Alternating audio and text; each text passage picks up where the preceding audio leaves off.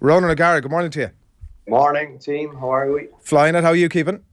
Good, yeah. Thank you. Back into top 14 this week, so busier week than an average Six Nations week. So back to reality. Game tomorrow night in Bordeaux. So had a good training week and trained this afternoon and hopefully get on the bus tomorrow. But there's a lot of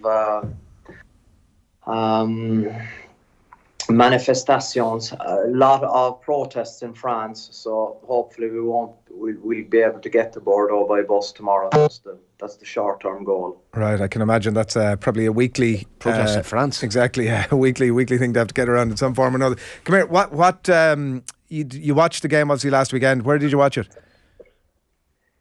I watched it at home in France.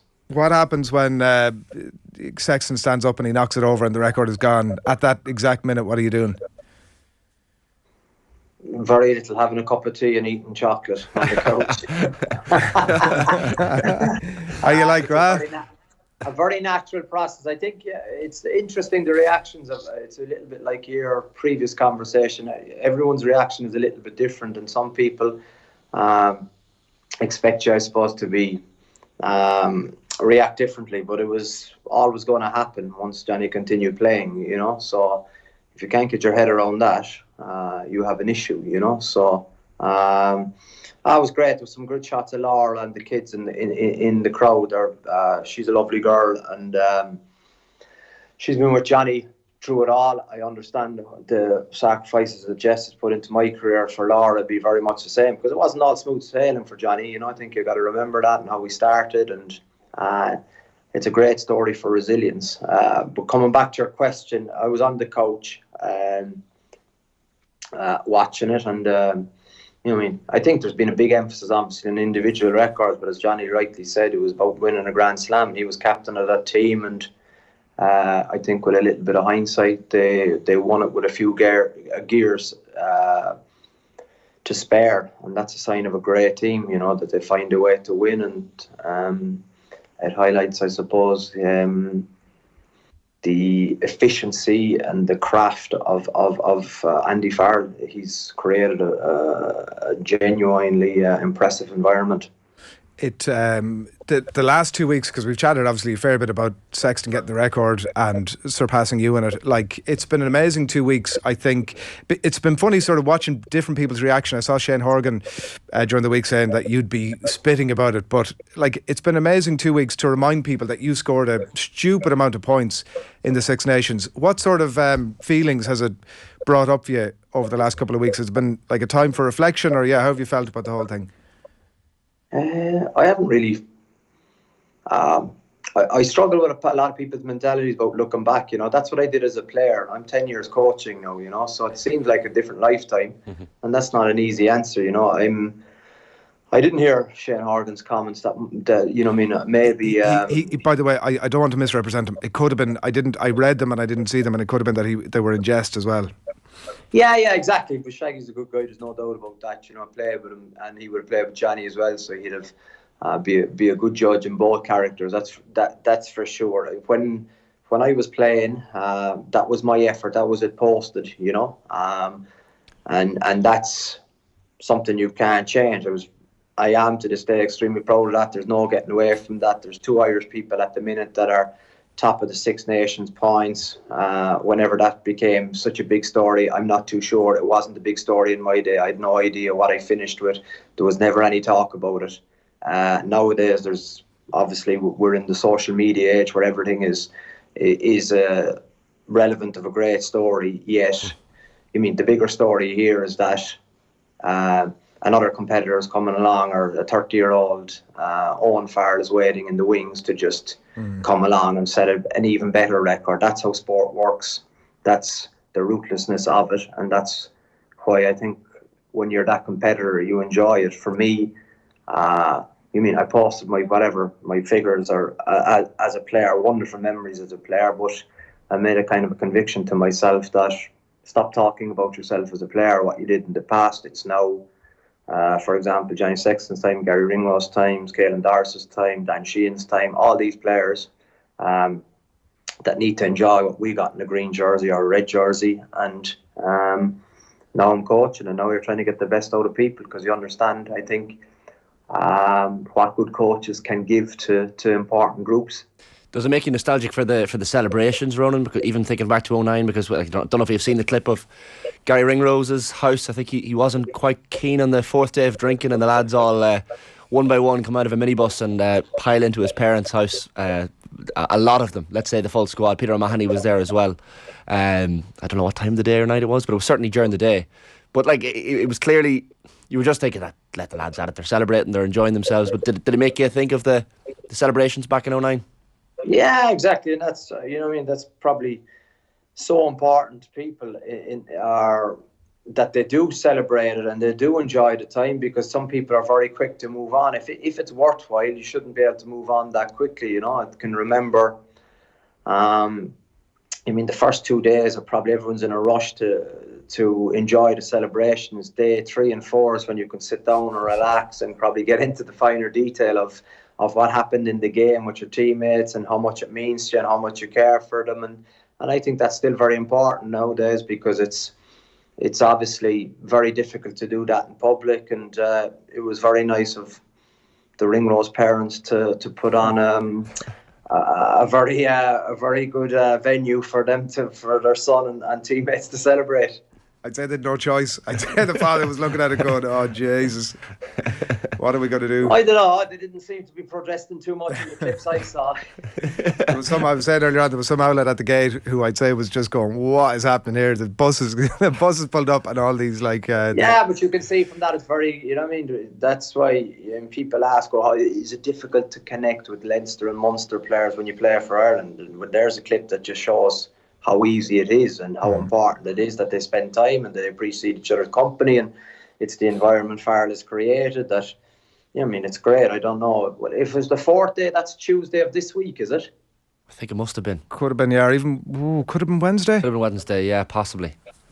Okay, great. Because usually we're very good at adding on arms and legs to stories, but if it was genuinely the fourth day, there's still a lot of men standing in good shape. Fair play. It's not easy. No. One man who took a little bit of time out, and it might have been Tuesday actually, he was on the Good, Bad and the Rugby podcast. I don't know if you saw it, with Johnny Sexton, and he was chatting about coming off the pitch. He obviously come off a bit early with the groin injury, and we'll see how all that plays out obviously over the next few weeks and maybe months even. But it struck me, his words about you, I don't know if you've seen it, but really lovely words about you and how you would come into his head as he came off the pitch. And obviously the whole stadium stood up to give him a round of applause. They understood the moment, and he had, at that moment in his head, you in his mind, thinking that he was, you never got that moment in an Ireland jersey, which we've spoken about before, I know, but his thoughts for you at that moment I thought were really lovely. Yeah, he's a good guy. I think he's misunderstood still by a lot of people, but I spent 2 years in racing when he was very, very different to who he is now, and that would have been a brilliant learning experience from him. But it's off the pitch you kind of, I suppose, get to know the guy off the pitch. He's very interesting and very very funny actually, but very deep person. I didn't see any of that, but yeah, Johnny and I have obviously seen everything together, so it's doesn't surprise me. He's a man of integrity. So, but I didn't get it because I didn't deserve it. That's the bottom line. If you finish like I did and perform like I did in my game against Scotland, then there's ample evidence to say that this guy shouldn't get another go, and that's what happens in top flight sport. I didn't get another go.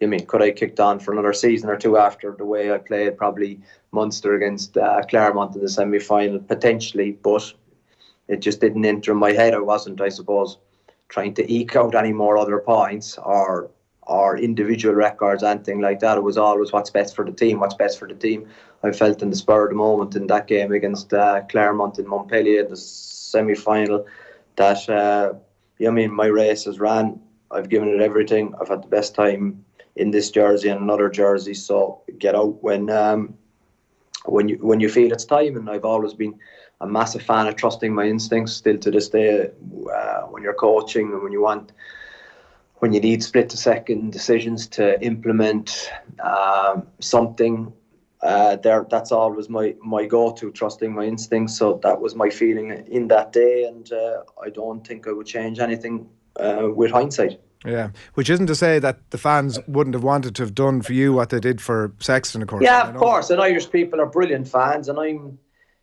people will kind of say, "Oh, geez, there's enough about Johnny now and poor." That isn't the way at all. I feel very, very grateful, and I need to reiterate that it was,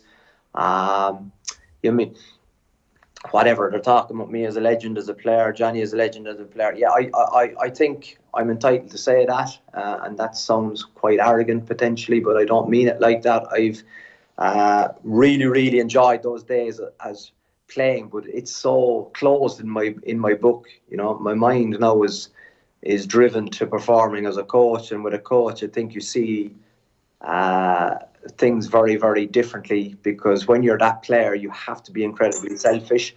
But I think when you're the coach, you just got to see bigger picture and what's best for the team. Yeah, I can't help but feeling there's it's a little bit of a shame almost in some way, Ronan, that you don't, because you do hear players at times, obviously during the playing career, saying, "I can't think about that now. That'll be for when I retire." But you obviously transitioned so quickly into coaching, and you almost feel it sounds like that would detract a little bit from what you're doing with the day job, to be luxuriating too much in that, which to me feels, given the career you had, feels like a shame almost. No, not at all. The opposite, I think, Adrian. I think I realise what I've done, but for other people to probably reflect upon, my driver is getting the best out of myself. I think I did that. Now it's to get the best out of a team. It's 10 years ago. Everything goes on. Stop talking about the past. Get on with what you're doing.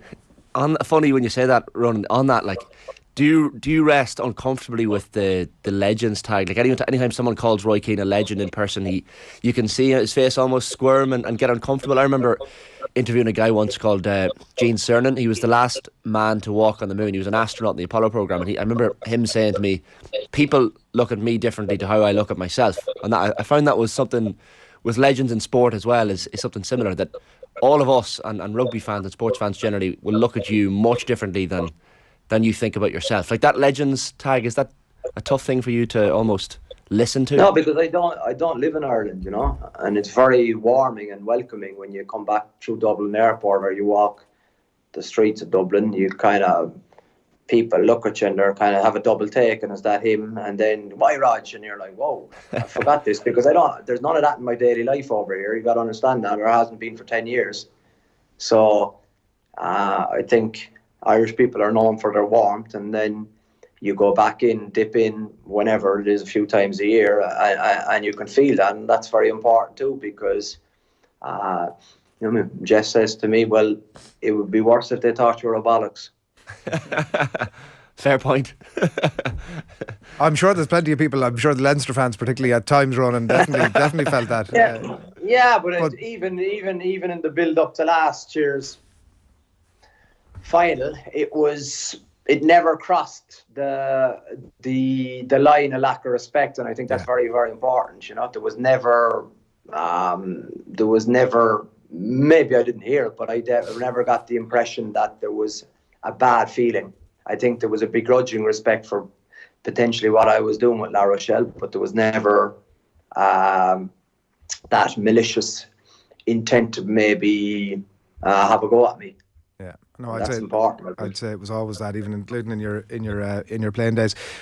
Just one last one on Sexton. Obviously nearing the end, and maybe the groin injury that he limped off with that may keep him out now for the next while is the clearest indicator or clearest answer to this question. But he does seem to be like a fine wine in that he is certainly not getting any worse as he gets older. Obviously we're talking about, and all indications are that he hangs up the boots after the World Cup. Is there any case for a close confidant getting on the phone to him and saying, listen, he looks like he could play on?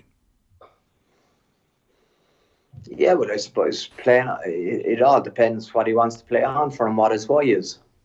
That's the starting point for me. Once you establish what your why is, then you can make a plan together. But you know what I mean? I think it'll either go one or two ways the next 6 months, and then he has a decision to make. If it's the ending that everyone wants, then I don't think he has any decision. Why would he play on? If it isn't, then he maybe has a decision. But he's in a position of strength. He's enjoying his rugby. He's a huge asset to the Irish and the Leinster team. But you gotta remember that at that level it takes its toll, and there will be a day when, or a month when, he'll have to decide whether his body can do it. Yeah, and maybe they win the World Cup hopefully, and then that decision just becomes really clear. Well, that's exactly what I said. You know what I mean? There's satisfaction, internal satisfaction, not external satisfaction, internal satisfaction for the rest of his life. He does what he wants to do on his terms, and that's the beauty of the sport we play. You must be delighted for Scott Robertson. Yeah, I am. I'm delighted because he's a great guy. He's someone that had a huge impact on me and continues to have. Just love his personality, love what he represents, love the way he sees the world, love the way he sees rugby, and great news, because I was getting a little bit worried with what I was hearing, and I just think it's great. I think once he got the chance to present his vision in front of the board, there was only ever going to be one winner, because he can transform a room, and I'd say he can transform a team, and I suppose it's good for all the other international coaches that he isn't taken over before a World Cup. What were you hearing that was getting you worried? Just that they were liking the combination of Jamie Joseph and Tony Brown, working wonders with Japan, and obviously the cattle he'd be working with New Zealand would be better. So that was always something that was going to be a big threat. But I think now they back to Razor and his team, whoever that will be, because there's a lot of good coaches and he has a lot of good connections, and so it'll be really interesting to see the team he puts together. When you mentioned good management combos, it was funny. I don't know if you saw, Brian O'Driscoll was on with us on Off the Ball this week, and he was talking about yourself and Paul O'Connell and your respective, I guess, coaching / managerial styles, and he was saying everyone will be like Rog and Paulie together. And this is down the line in terms of a future hypothetical Irish coaching ticket. I don't see it. Both are very strong in their own right. Not that I necessarily know their styles or their ways, but something tells me that I'm not entirely sure this is a combination that we will see. Like, it was an interesting thought. He was essentially saying that you're, as much as everyone would love that dream ticket down the line, Ronan, that you're both strong enough in your own right now to kind of stand on your own 2 feet. No, I think it has nothing to do with that from my point of view. It depends on putting two good brains together. I think can be very, very powerful. So titles don't interest me. It's working relationships. It's working with people that you can trust. That is very important. There's more than ample room in the Irish game or any international game for 2, 4, 6 people, depending on how you want to build a management team. So there's different ways of looking at it, obviously. But in terms of working with Paul, because he's strong and I'm strong, then it becomes doubly strong. So you're telling us there's a chance? There's always a chance, because you want to work with the best people. You want to challenge yourself with the best people. You want to get the best out of best people. You want to enjoy what you're doing. Paul O'Connell is a great friend, and he knows a thing or two about rugby. So why wouldn't you work with Paul O'Connell? Brilliant. Thanks, Millie, for chatting to us over the last 20 minutes. It was interesting stuff, as always. A million lines we didn't get to, but we'll chat to you, Nan. Good luck tomorrow. See you guys. Thank you. Cheers. Cheers, Ron. Thanks a lot.